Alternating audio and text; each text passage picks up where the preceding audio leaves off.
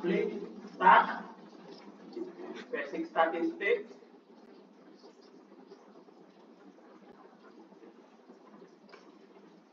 Kemudian normality test. Di normalitas itu ya normalitas. Kita klik.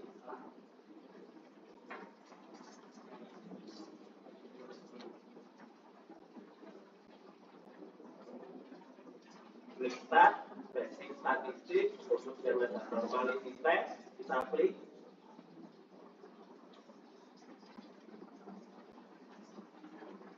Nah, keluar seperti ini, bisa diikuti.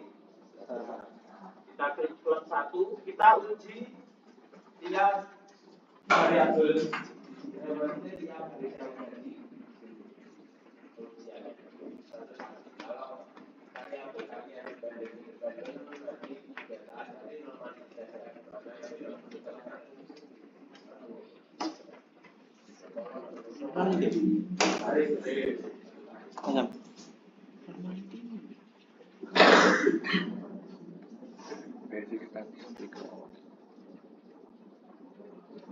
Ini kita select, dia masuk ke variabel, kemudian kita pindah metodenya pakai Kolmogorov-Smirnov. Oh ya, normality testnya ujinya pakai Kolmogorov-Smirnov.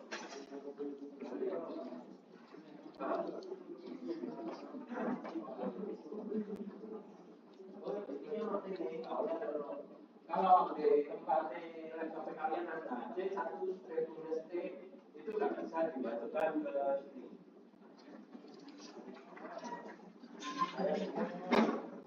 Kalau kayak gini itu nggak bisa dimasukkan, harus copy ulang. Ini perlu tempat ini.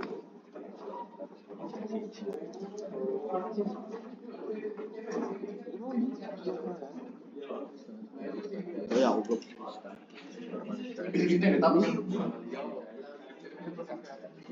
satu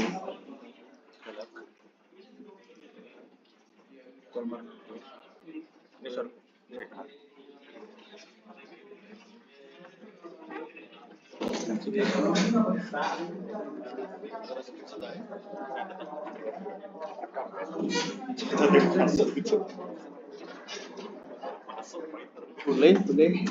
Terus kalau komputernya bisa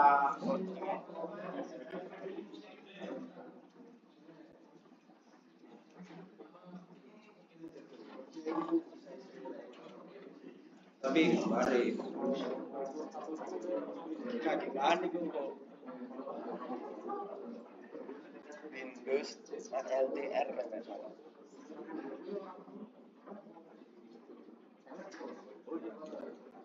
tapi kalau saya buka aplikasi dia mati gini. Hah? Oh aman. Oh lain laptop mati biasa.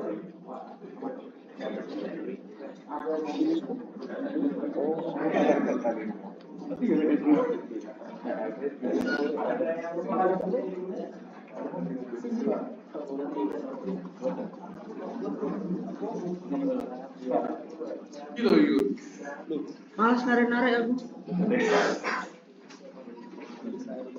Bisa AL tambah L mana? R.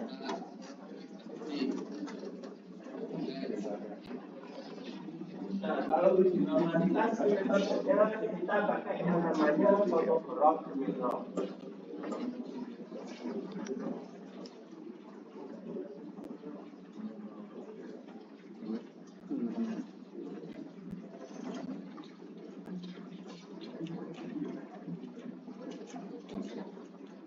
Kita klik Kolmogorov-Smirnov ini, kita klik OK.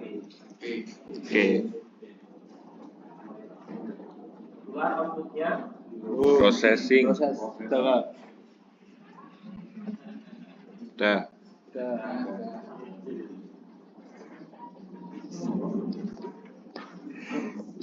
Aduh. Yang klub satu ya.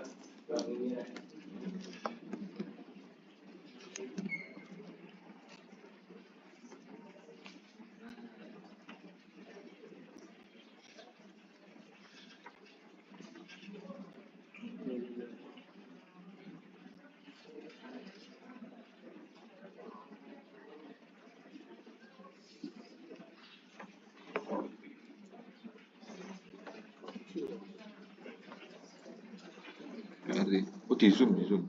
Zoom bisa. Kita lihat value-nya. Value.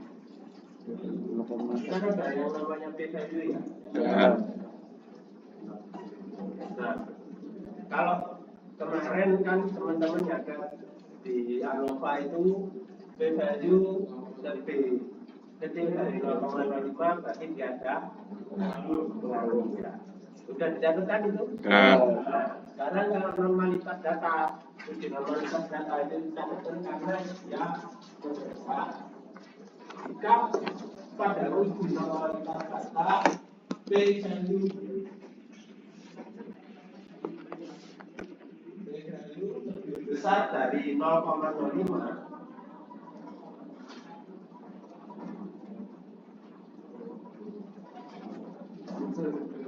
Pak? besar dari 0,05, maka data berdistribusi normal.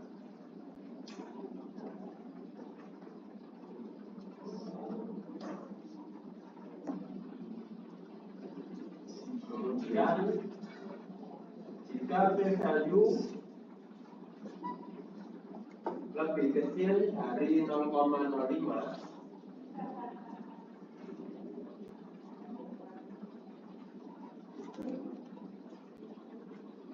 maka data tidak distribusi normal.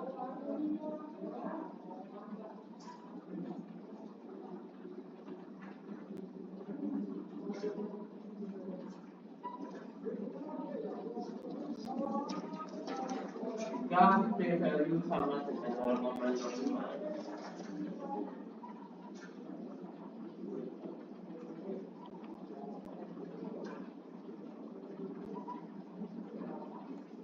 data tidak distribusi sama dengan jika p-value sama dengan 0,5, maka data tidak distribusi normal. Jadi berdistribusi normalnya gimana? Ya kalau nilainya lebih besar dari 0,5. Kita lihat di sini p-value-nya berapa ini? 0,5. Berarti kan dia lebih besar ya. Berarti berdistribusi normal walaupun dia enggak jumlahnya sampai 30 data. Karena biasanya harusnya datanya itu harus sampai 30. Umumnya distribusi normal seperti ini. Kemudian umumnya juga distribusi normal nilai antara median atau rata-rata antara median net itu memiliki nilai yang berdekatan. Hampir mirip misalnya.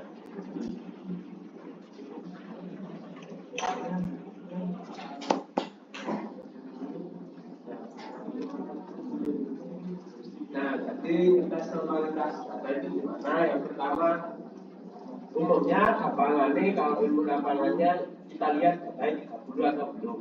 Misalkan kalau udah, baru kita hitung rata-rata, median sama 50. Itu kalau nilainya berbeda atau range-nya nggak tahu, cuma selisih 1 angka 2 angka, itu berarti kemungkinan dia distribusinya normal. Tapi kalau itu masih nggak bisa, atau datanya kurang dari 30, kita bisa melakukan yang namanya uji normalitas data menggunakan metode monoporos mikroskopik.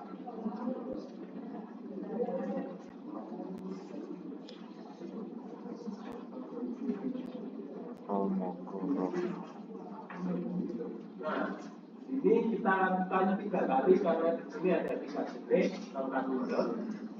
Kita periksa lagi. Dari periksa titik.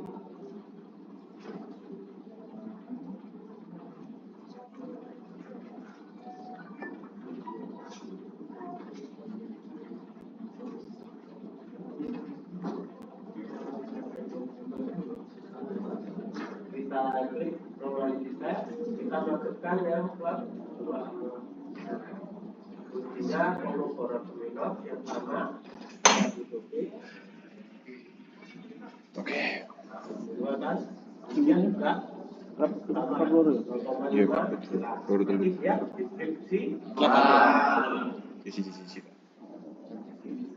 Yang kita deskripsi.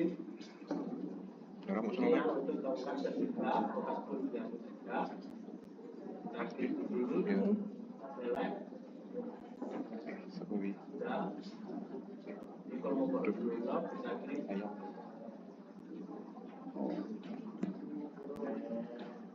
Nah, ini kalau teman, ya.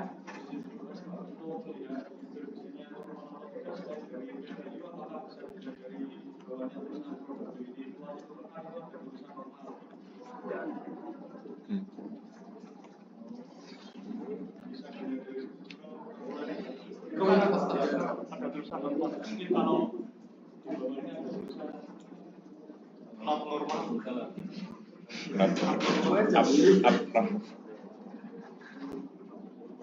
Apa?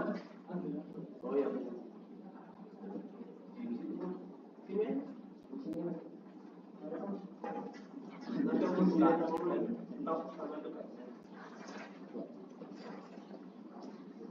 Nah, untuk yang ini, ini itu nggak bisa. Tetap yang bisa kita pakai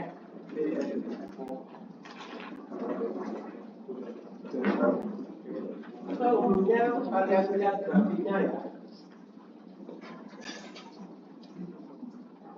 Nah, tetap barang-barangnya kan dekat sama garis tengah ini. Yang ini juga sama. Kita dengan garis yang di tengah. Ini pun juga sama. Kita dengan garis yang di Tuan ini Kak. Ya lo taruh sama tapi kalau sampai ketemu harus tapi apa itu dong harus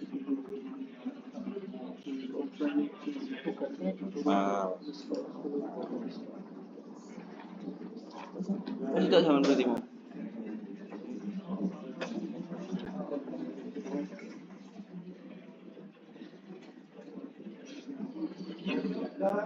Nah, berikutnya ya kita buka yang namanya ANOVA lagi.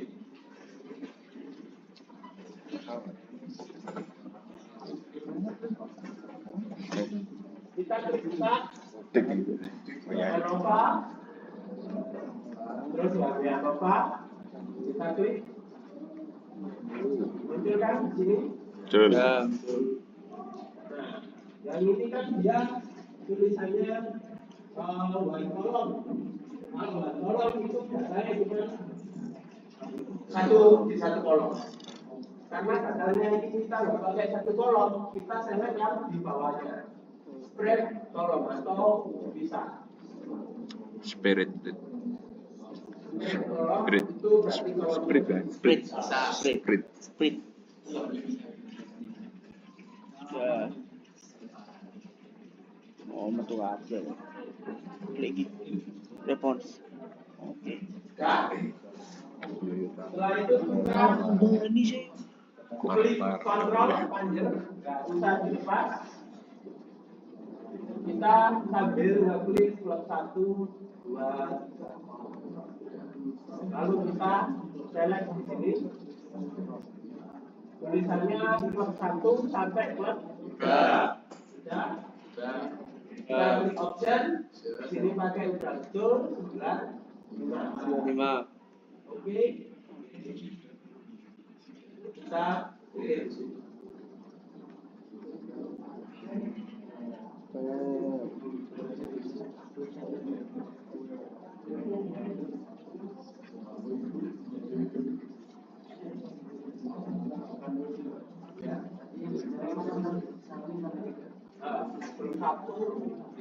ini ya hasilnya stabil Dia paling kira.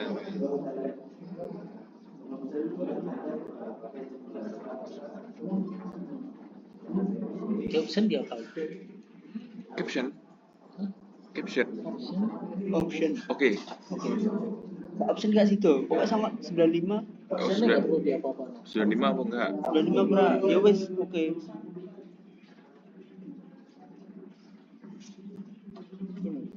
ya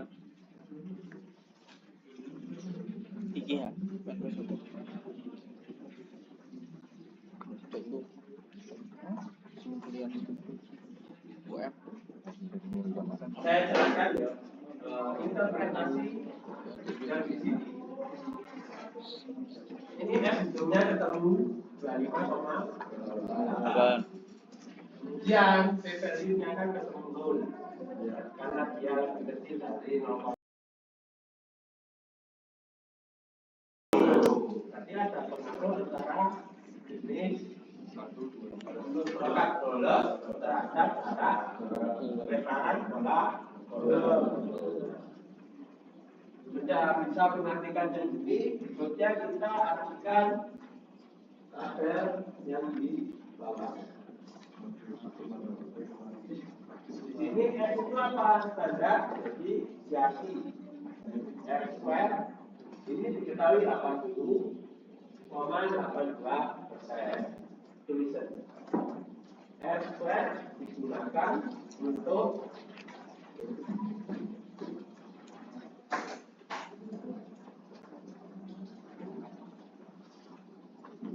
R square digunakan untuk mengetahui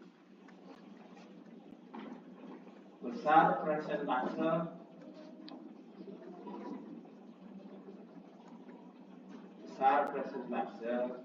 pengaruh variabel independen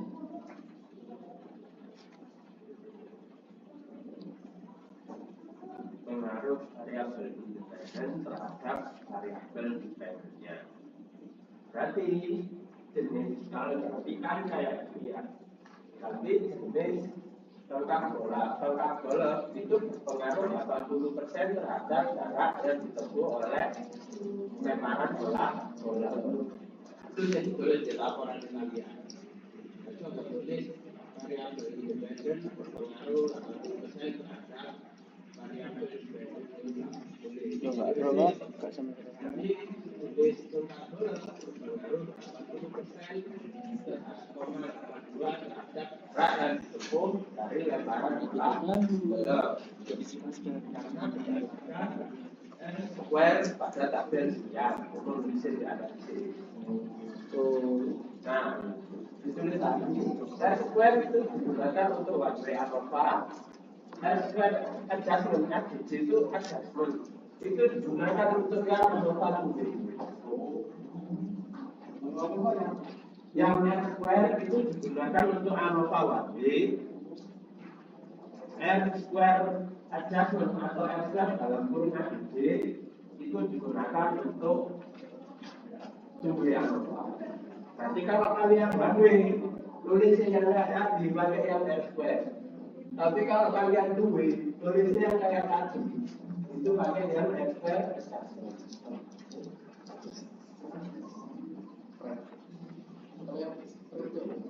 Spread itu prediksi. Oke, ditulis yang itu tadi. Nah, saya jelaskan yang spread. R square prediction namanya. R square prediction menunjukkan tingkat akurasi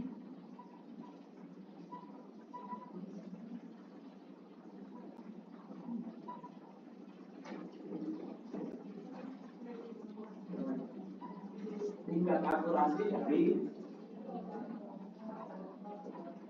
percobaan yang dilakukan. Maksudnya kayak di R square prediction menunjukkan tingkat akurasi percobaan bahwa percobaan jenis tongkat golf berpengaruh terhadap jarak lemparan bola. Tingkat akurasinya diprediksi 70,02%. Itu menunjukkan tingkat keakuratan percobaan. Nah, standar deviasi itu merupakan variasi perbedaan. Variasi itu merupakan perbedaan. Standar deviasi itu menunjukkan, biasanya itu nggak ditulis, menunjukkan tingkat keberagaman data. Semakin kecil standar deviasi itu biasanya semakin bagus.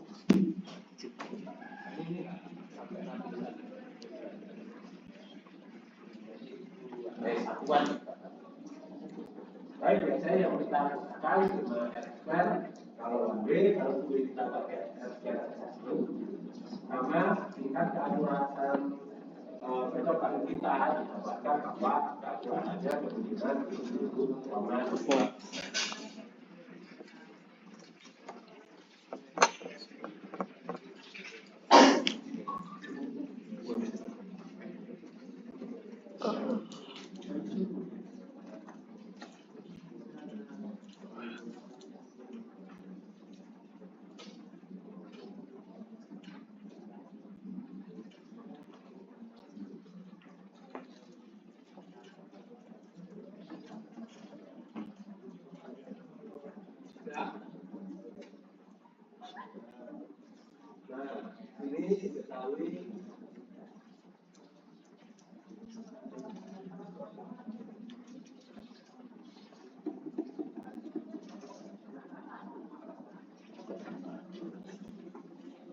Nah, ini diketahui bahwa jarak yang tertinggi itu yang 1. Ini jarak. Ini merupakan jumlah jarak. Standar deviasi itu menunjukkan variasi atau jumlah Variasi. total standar deviasi dan itu tidak ada telepon yang nanti.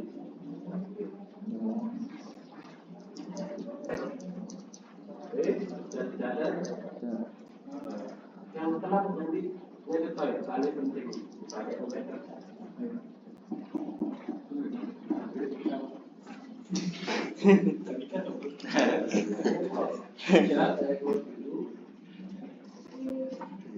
Terus